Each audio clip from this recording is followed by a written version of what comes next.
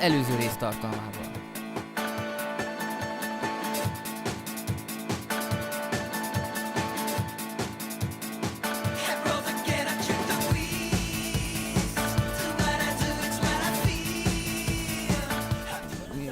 Hol vagyunk? Itt vagyunk a kínai nagyfal azon részén, amit a helyiek csak muti anyunak becéznek. A húgom eldugott nekünk két különböző dolgot is a városban, és nekünk most a feladatunk az lesz, hogy ezeket majd megkeressük. Ez a sánghái Petőfi Sándor szobor. Nekem továbbra sem megy ez a kínai kajarendelés. Kértem egy csészelevest és kaptam egy ilyet. Úgyhogy legközelebb az lesz, hogy amit a Balázs kér, azt kérek én is.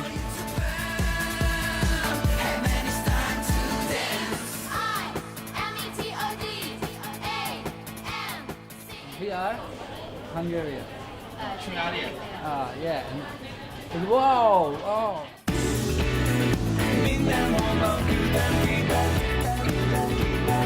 Mindenképpen nézd meg onnan. Hallgass meg, majd miről mesélek.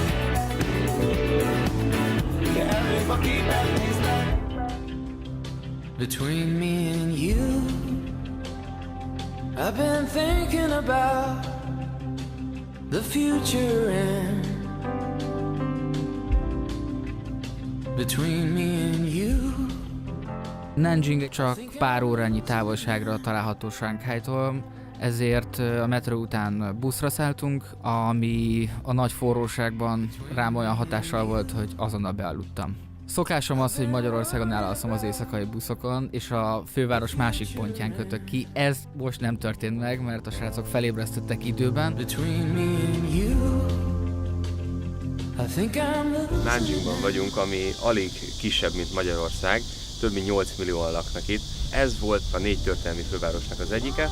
Nyilván 40 fok van, viszont itt ülünk még a kövek között, amik még rádobnak egy 10 Celsius fokot erre a nagyon melegre, ami viszont a világ leghosszabb városfala, és nagyon szépen egyben megmaradt. Amúgy nagyon élvezzük ezt a várost, nekem egyelőre nagyon tetszik, kár, hogy csak egy napot maradunk. Szerintem borzasztóan unalmas ez a város. Én nem nagyon akarok többet maradni itt. Ez egész.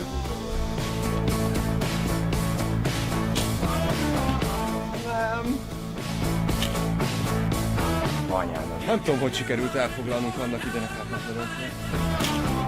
Bertre oda akartam.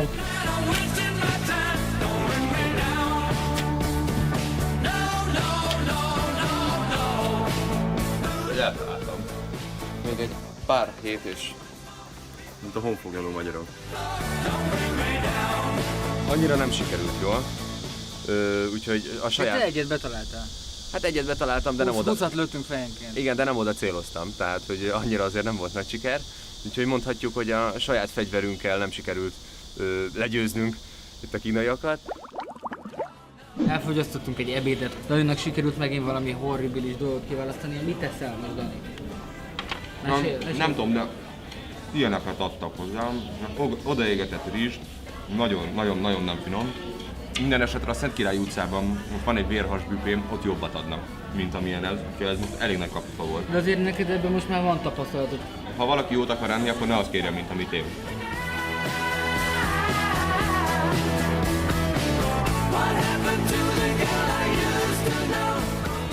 Azért jöttünk el Nanjingba, mivel hogy ez a régi főváros, és ezen kívül pedig még egy nagyon érdekes templomot szeretnénk majd nektek bemutatni. Ez egy szakrális hely, mégis tele van villogó, csillámfónikkal, meg különböző világító pandákkal, meg érthetetlen, oda nem illő, vibráló hülyeségekkel. Szóval ezt fogjuk ma még bemutatni nektek.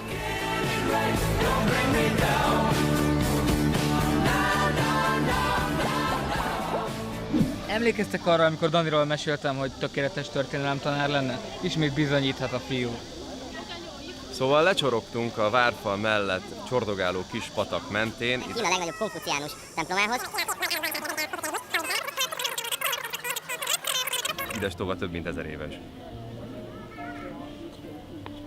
Kész? Akkor menjünk be!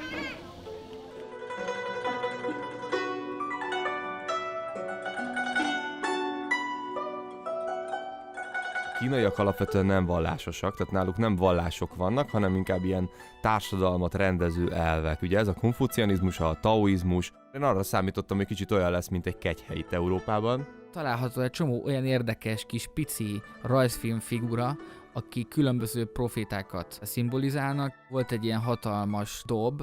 Kiderült, hogy ez egyébként egy szakrális tárgy. Hogyha valaki bejön imádkozni, akkor egyszer megütheti.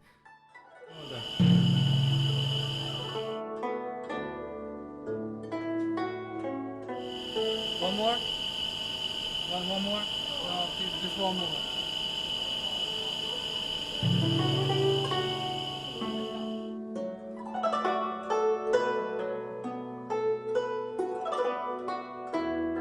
Peking, Shanghai és Nanjing után, illetve a 60 kilométeres fáradtsággal a lábunkban, most elmegyünk haza, mert hullafáradtság van. Merre megyünk holnap, Dani? Holnap korán reggel hajnalban elindulunk Shenzhenbe, hogy aztán átmenjünk másnap Hongkongba, és utána bejárjuk a teljes gyöngyfolyó torkolatát.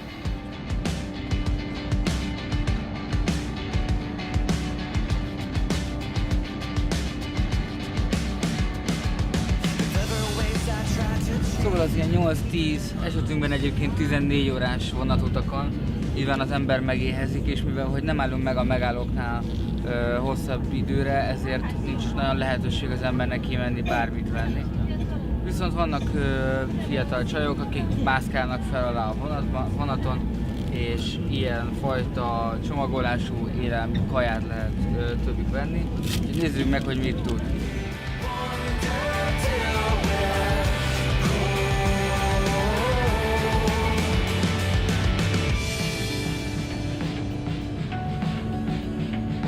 Több mint 14 órás vonatút, amiből majdnem 10 órát már megtettünk. Minden cseppjét persze kielveztük. Én különösen a jobb állam fölötti, az ablaknál ülő pufók kis kínai srác egész napos szipogását élvezem. Körülbelül 1 percenként 2 szipogást csinál. Erősen gondolkodok, hogy megkínálom egy olyan rekesz zsepivel, csak félek, hogy meg fogom sérteni, ugyanis ez itt, mint a mobiltelefonozás, nemzeti sportnak számít, úgyhogy megsérteném a kultúrájával, és akármennyire idegesítő, ezért úgy döntöttem, hogy még nem, de még van 4 óra, úgyhogy lehet, hogy megszegem ezt a szabályomat. Minden esetre rohadtul idegesítő.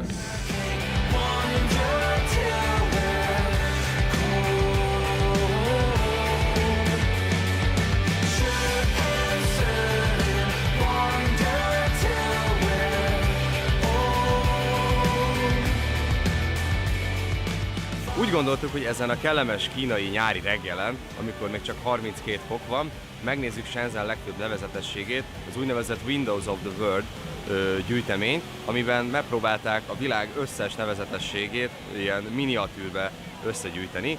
Hát lássuk meg, milyen lesz ez.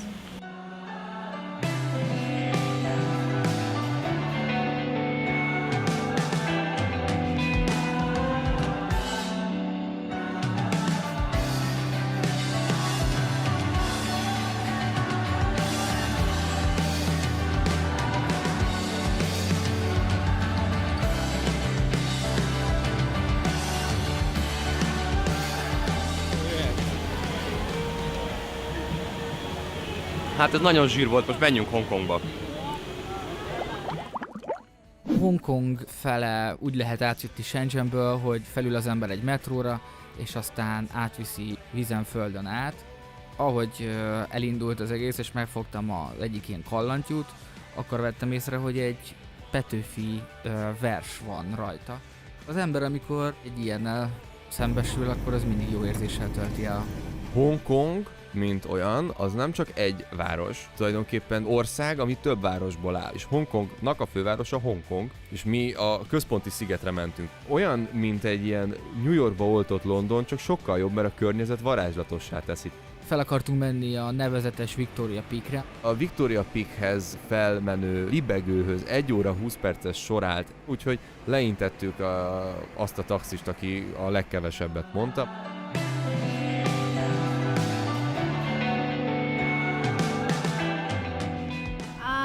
So we're from California, though I've been to New York a couple times. I feel like Hong Kong kind of feels like the New York of Asia. Hong Kong is more westernized than like mainland China, I would say. It's kind of like the melting pot of Asia.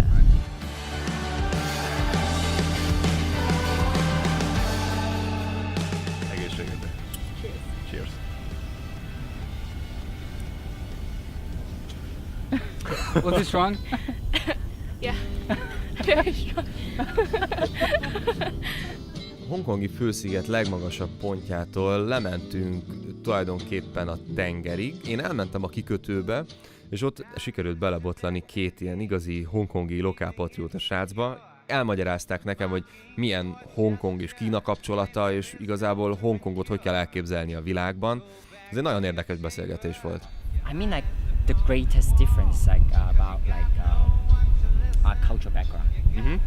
Like, you know, we speak Cantonese. Cantonese, like we have like Cantonese. It has like more than 2,500 history.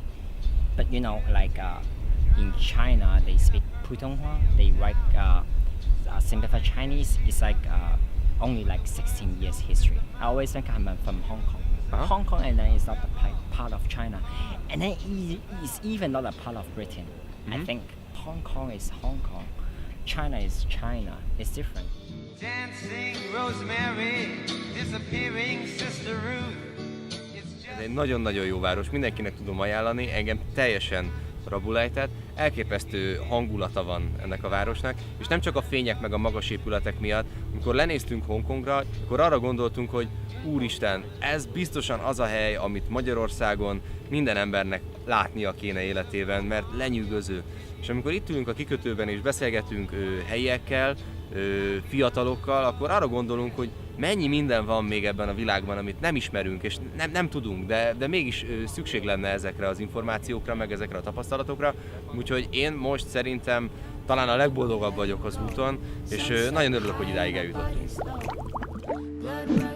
Hongkong brit gyarmat 1842-ben lett, és egészen 1997-ig tulajdonképpen az is maradt. Azóta egy különleges jogállása van, az a hongkongi autonóm terület, ami most van, az 263 szigetből áll. Nagyon-nagyon vegyes a lakossága, talán ez a legeurópaibb város itt egész Ázsiában. Már csak azért is, mert rengeteg európai él itt munka miatt, félig európaiak vagy negyedrész európaiak, de nagyon-nagyon sokan, mondjuk kantoni kínaiak eredetileg, de úgy beszélnek angolul, mint ahogy én például soha nem fogok. Van itt katolikus templom, de jelentheti azt is, hogy be tud ülni egy angol pubba, és egész egyszerűen olyan kulturális jegyekkel találkozik, amivel mondjuk találkozna Budapesten is, vagy mondjuk Londonban, vagy Madridban. Hongkong szerintem azért egy hihetetlenül élhető város, mert amellett, hogy nagyon sokan laknak benne, az egésznek van egy stílusa, ami miatt nagyon jól is néz ki, és nem csak arra mennek rá, hogy ez a rengeteg ember elférjen valahogy. Viszont ami a Hongkongban nekem feltűnt, hogy ő Kínához képest koszosabb, és sokkal drágább. De is sokkal. Úgyhogy ez volt Hongkong, reggel indulunk tovább Makaóba, és aztán megnézzük, hogy a kaszinón mennyi szerencsénk lesz.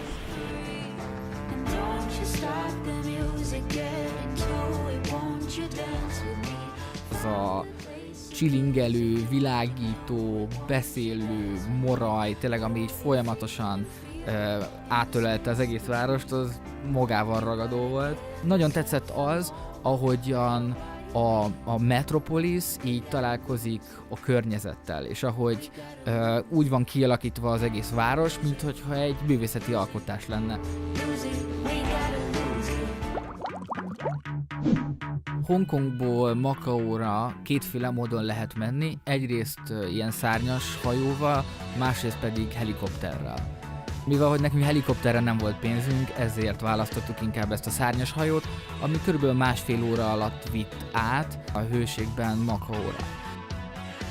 Makaó ugye portugál gyarmat volt korábban, a világ legsűrűbben lakott területe, és olyan, mintha egy ilyen délnyugat-európai városkában mászkálnál, csak nyomokban kínai feliratokat, meg persze embereket tartalmaz. Ahogy Hongkongban azt éreztem, hogy Angliában mászkálok, Makaóban azt éreztem, hogy akár Portugáliában is mászkálhatnék.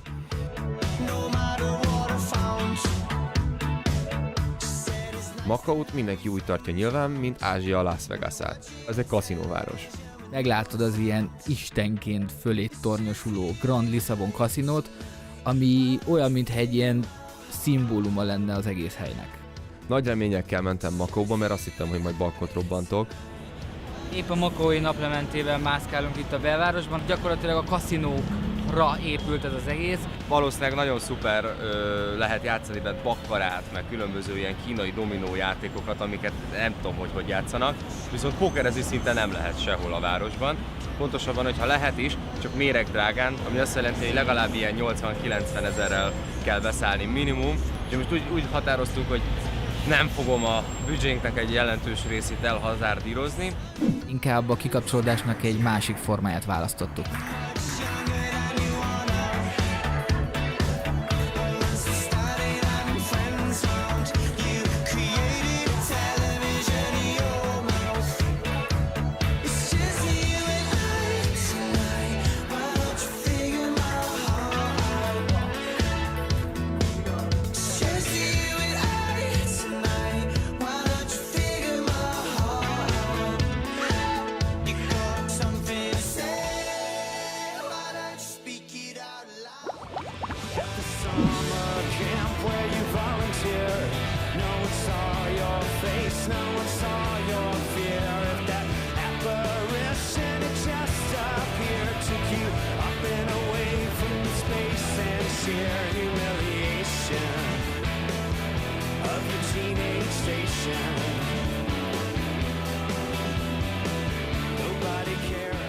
Az volt a koncepciónk, hogy egy olyan városba is menjünk el, ami nem annyira turistáknak készül. Kanton, vagyis ahogy a kínaiak mondják,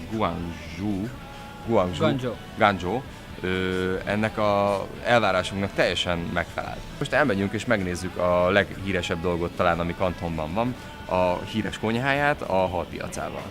Utána nézzünk, hogy létezik-e még, és hogy pontosan mik található.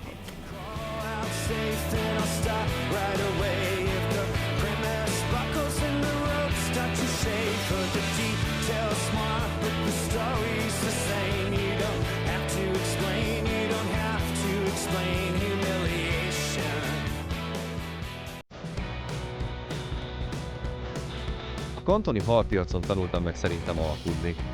Az elején még nem annyira ment, ott egy kicsit át is vertek, de a vége fele már viszonylag jól ment a dolog. Azzal kezdtük a halpiacot, hogy a Balázs kikért irdatlan mennyiségű osztrigát, és nagyon olcsón, amihez nekem kellett vennem valahol citromot. Tehát nem volt egyszerű, de aztán kiderült, hogy az osztrigával is átvágtak minket, ez volt a felütése a kantoni halpiacnak. Van egy ilyen mondás, hogy eat in Guangzhou, tehát hogy Guangzhouban enni kell, ami arra utal, hogy itt a gasztronómiának tényleg egy fellegvárába kerül az ember, hogyha ide látogat. Most már azt tudom mondani, hogy a világ legnagyobb kereskedői azok a kínaiak. Többször volt olyan, hogy elkezdtünk egy áron alkudozni, majd konkrétan a duplájára emelte, és úgy tudtuk visszavinni az áradat az eredeti állapotába, hogy ott hagytuk őket. Egész egyszerűen szemrebbenés nélkül átmentünk a másik árushoz, és ugyanazt az árat mondtuk nekik, amit az előző árusnak, és az meg megadta. Dani a végére nagyon belejött az alkudozásba, így sikerült vásárolnunk rengeteg osztrigát, rákot, kalamárit. Egymás mellett voltak a portékák a különböző árusoknál, ezeket ráadásul ott előttünk frissen vették ki az akváriumokból, a vízből.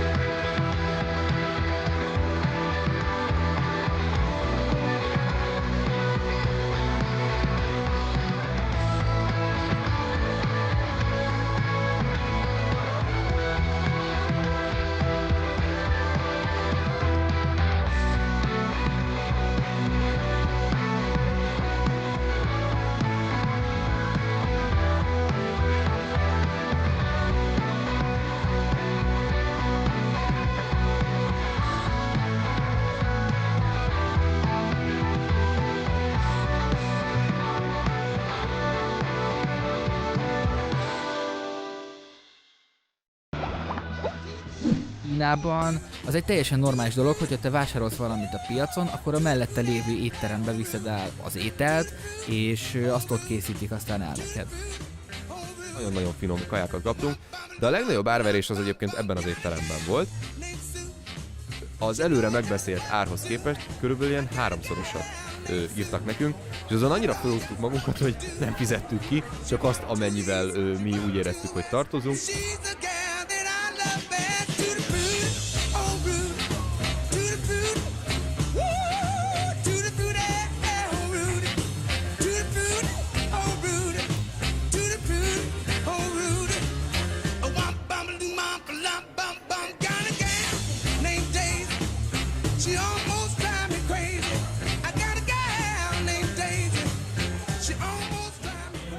Vége a vacsorának, szerintem egy óstyát nem tudnánk már lenyelni, de Anita, hogy érezted lenni? Nagyon sajnálom, hogy csak egy napot maradunk, mert azon túl, hogy megnéztük a világ egyik legérdekesebb halpiacát, és tényleg az egyik legérdekesebb. Láthattátok Shenzhen, Hongkongot, Macaót, és most pedig Kanton. Holnap indulunk tovább Guilinba, folytatódnak a kínai kalandok, a következő epizódban találkozunk, sziasztok! Nem állják a mosdóba.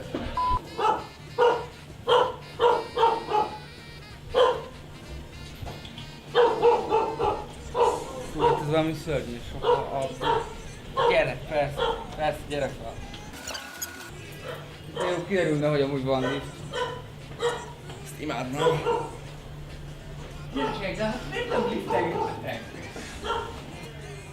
Amúgy ezt csinálni 39 fokban. Szerintem én csak az lenne jobb, hogyha még másnaposak is lennénk. És mekkora kár, hogy nem vagyunk azok. Megszakadok a mások.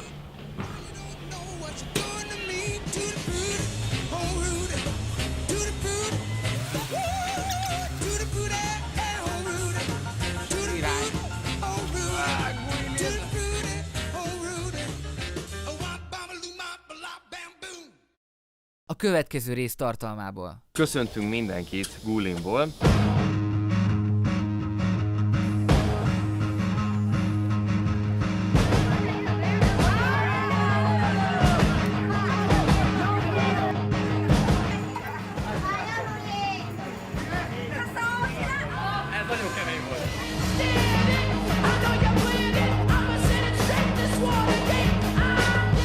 Megtaláltuk azt a helyet, ahol a 20 yuanosnak a részkarcolata készült.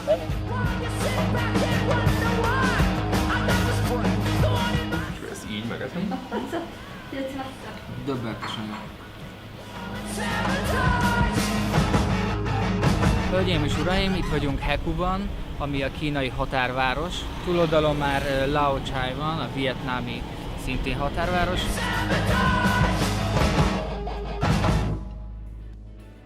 A műsort a Heister támogatta. A műsort a Földművelésügyi Minisztérium támogatta.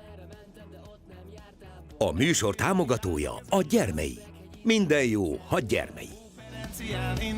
Hetet 7 országon túl, királyfiak közül a legkisebb, szegények közt a trubadúr. Mindenhonnan küldtem képet,